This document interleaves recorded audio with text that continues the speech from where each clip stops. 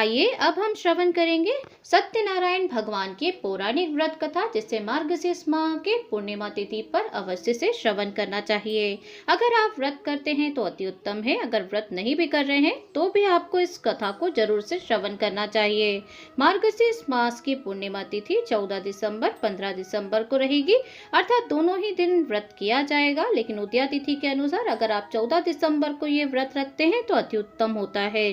तो इस दिन आपको व्रत करने वाले जातक को भगवान सत्यनारायण की कथा सुननी और पढ़नी चाहिए, तभी आपको व्रत का पूर्ण फल मिलता है। अगर व्रत नहीं भी कर रहे हैं तो भी इस कथा को जरूर से श्रवण करिए, जिससे आपका कथा सुनने मात्र से ही भगवान श्री सत्यनारायण भगवान की आपके ऊपर कृपा बरसती है। तो आइए भगवान श्री सत्यनारायण भगवान का नाम लेते हुए आज की व्रत कथा प्रारंभ करते हैं। एक बार योगी नारद जी ने भ्रमण करते हुए मृत्युलोक के प्राणियों को अपने अपने कर्मों के अनुसार तरह तरह के दुखों से परेशान होते देखा। इससे उनका संत हृदय द्रवित हो उठा। वे वीणा बजाते हुए अपने परम आराध्य भगवान श्री हरि की शरण में हरि कीर्तन करते हुए क्षीर सागर जा पहुँचे और स्तुति पूर्वक बोले, हे नाथ, यदि आप मेरे ऊपर प्रसन्न हैं तो मृत्युलोक के प्राणियों की व्यथा हरने वाला कोई छोटा सा उपाय बताने की कृपा करिए। तब भगवान ने कहा, हे वत्स, तुमने विश्व कल्याण की भावना से बहुत ही सुंदर प्रश्न किया है, अतः तुम्हें साधुवाद है। आज मैं तुम्हें एक ऐसा व्रत बताता हूँ जो स्वर्ग लोक में भी दुर्लभ है और महान पुण्यदायक है तथा मोह के बंधन को काट देने वाला है, और वह है सत्यनारायण भगवान का व्रत। इसे विधि विधान से करने पर मनुष्य सांसारिक सुखों को भोगकर परलोक में मोक्ष प्राप्त कर लेता है। इसके बाद काशीपुर नगर के एक निर्धन ब्राह्मण को भिक्षावृत्ति करते देख भगवान श्री हरि विष्णु स्वयं ही एक बूढ़े ब्राह्मण के रूप में उस निर्धन ब्राह्मण के पास जाकर कहते हैं, हे विप्र, श्री सत्यनारायण भगवान मनोवांछित फल देने वाले हैं। तुम उनके व्रत पूजन करो, जिसे करने से मनुष्य सब प्रकार के दुखों से मुक्त हो जाता है।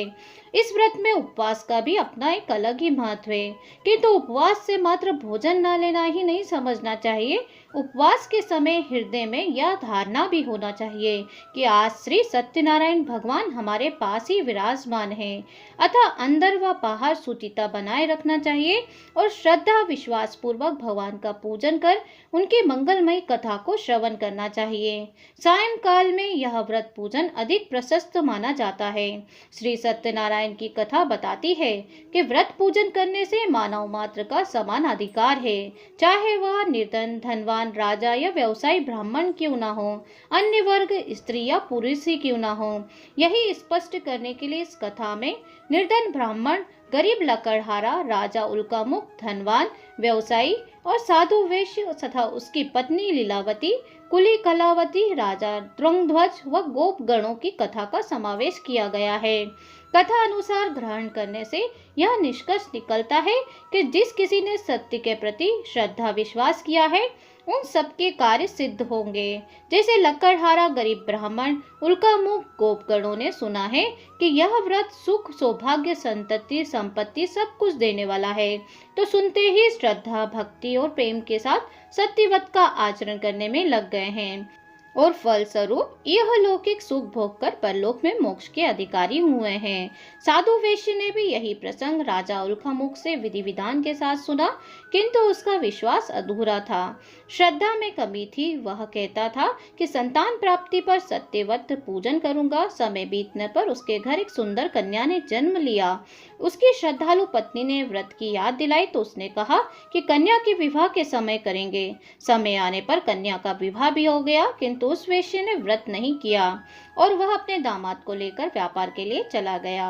उसे चोरी के आरोप में राजा चंद्रकेतु द्वारा दामाद सहित कारागार में डाल दिया गया। पीछे घर में भी चोरी हो गई थी और पत्नी लीलावती व कुली कलावती भिक्षावृत्ति के लिए विवश हो गई। एक दिन कलावती ने किसी विप्र के घर श्री सत्यनारायण भगवान का पूजन करते हुए देखा और घर आकर माँ को बताया। तब माँ ने अगले दिन श्रद्धा से व्रत पूजन कर भगवान से पति और दामाद के शीघ्र वापस आने का वरदान मांगा। श्री हरि प्रसन्न हो गए और स्वप्न में राजा को दोनों बंदियों को छोड़ने का आदेश दिया। राजा ने उनका धन्य धान तथा प्रचुर द्रव्य देकर उन्हें विदा किया। घर आकर पूर्णिमा और संक्रांति को सत्यव्रत का जीवन पर्यंत आयोजन करता रहा। फलतः सांसारिक सुख भोग कर उसे मोक्ष की प्राप्ति हुई।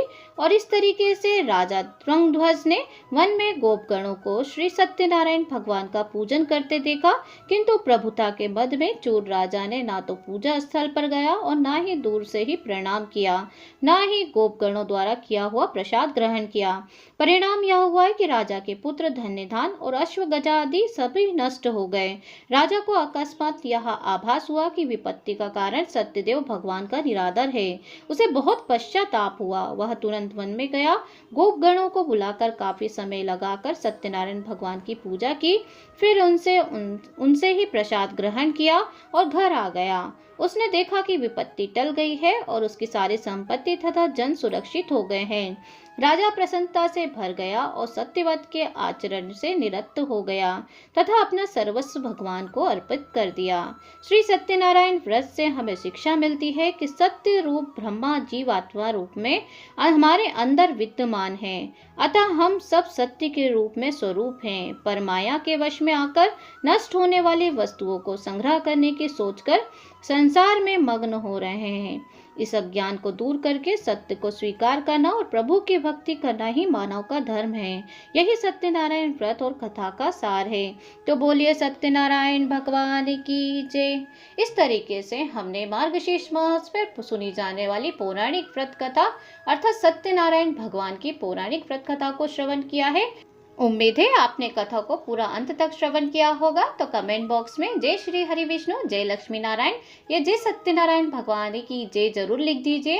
वीडियो पे एक लाइक जरूर से कर दीजिए। एक यही माध्यम होता है जिससे कि हम आपसे कनेक्ट हो सकते हैं। अगर वीडियो थोड़ा भी अच्छा लगा है, चैनल पे नए हैं तो सब्सक्राइब जरूर कर लीजिए आने वाले 30 त्योहार और व्रतों की जानकारी के लिए। इसी तरीके से हम आपके लिए वीडियो लाते रहेंगे। साथ ही 2025 के वीडियो भी हमारे चैनल पे आपको आने वाले समय में मिलने वाले हैं। मिलती हूँ नेक्स्ट वीडियो के साथ। जय श्री सत्यनारायण भगवान।